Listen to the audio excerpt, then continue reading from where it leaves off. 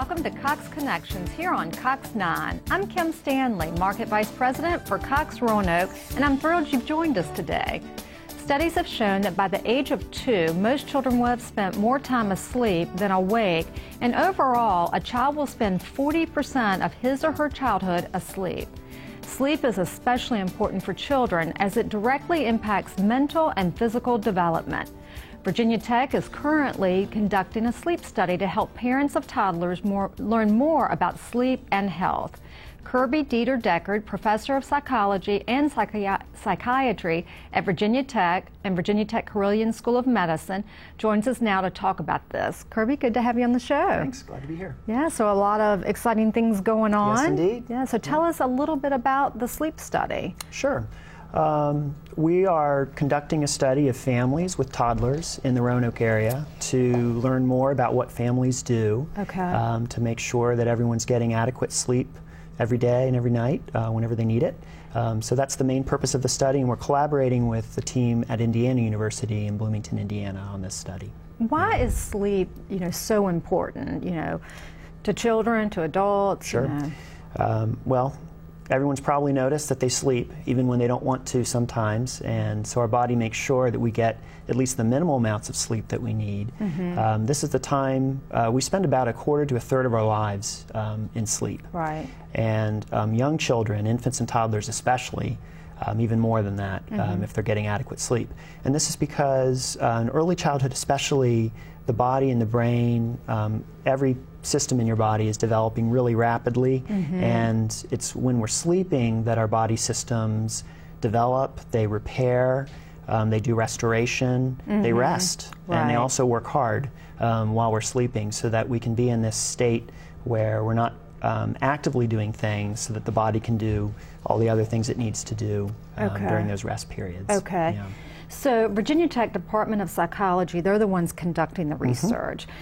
So why is this so important to the community? Sure. Well, our belief is that these kinds of studies are important for a variety of reasons. In any community like the Roanoke area or the Blacksburg area where I live with my family, the community can only be as healthy as all of the individuals living in that community. And good sleep for everyone is just as important as anything else, good nutrition and activity and the other things that people are concerned with. So it's an opportunity, this study and studies like it, it's an opportunity for folks in the Roanoke area to learn more about sleep, in this case for families with little kids, many of whom are probably struggling with getting those kids to sleep through the night or to get on a bedtime routine and stay on it, a nap routine and stay on it.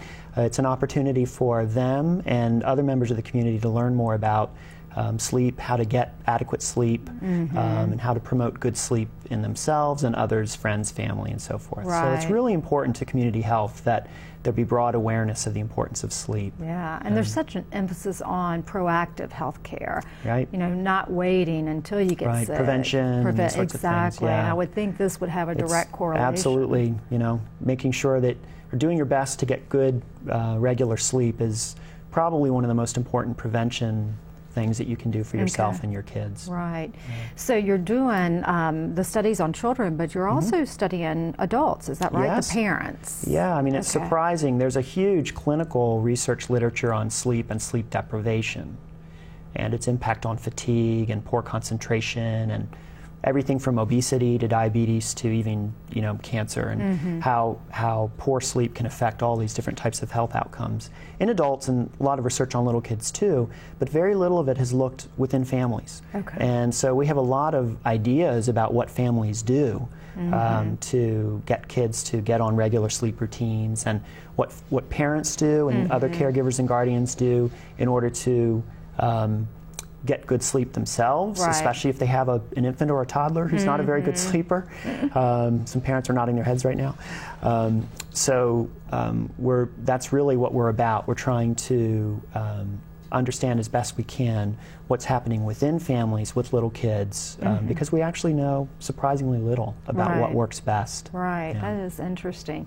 So once the study's complete, what do you hope to do with all of the information? Sure. Well, we have a three-pronged approach with sharing the results of the research, and this is the general strategy we've used for many years. The first is participation in these studies for members of the communities, in this case families who actually participate in the studies, learn a lot through their participation. And we share the results with the participants in the study once the study is all finished directly. If they're interested. And then we also, through venues like this, we once we know the results of the study, we share them with the whole broader community, get the word out. We have newsletters, these sorts of things, ad campaigns, things like that to share what we learned. And then ultimately, this research, like all of our other studies, is funded by the National Institutes of Health. And there is an expectation and obligation, and we're happy to do it, to produce what we call generalizable knowledge. This is knowledge that can be shared beyond this community. So we publish lots of papers, and those get published in peer-reviewed journals and are shared with the research and clinical community, throughout the U.S. and the world, actually, so that families in the Roanoke area can actually impact the knowledge that clinicians and family workers around the world might be using 5 years from now in terms of helping folks get better sleep. Right. Well, that's wonderful. So, do you still need participants? Oh, yes, we do. Okay. We'll be enrolling families for the next year. How do they? What do you need quickly from them, and how do they reach out? Well, what we ask for participating families is that they allow us to come visit their home a couple times, and that includes some interviews and questionnaires that the parents complete, and we interact with the child some, and we also have them visit our lab. We call it a lab. It's more like an office in the Roanoke Higher Education Center downtown. Okay. And can I share contact information? Yeah, and we'll also put it on the screen. Okay, so. Sure. Folks can get in touch with us. I should emphasize, we're looking right now for families that have a rising 2.5-year-old. So if your child or a child is going to be 2.5 in the next few months, or 8 to 10 months, to get in touch by calling us at 540-231-1891. Great, and we'll put all that on the email address as well. Okay. Will be up on the screen. Good. Well, thanks thank so you. much. Some interesting things. Thank you for being on the show. My pleasure. All right.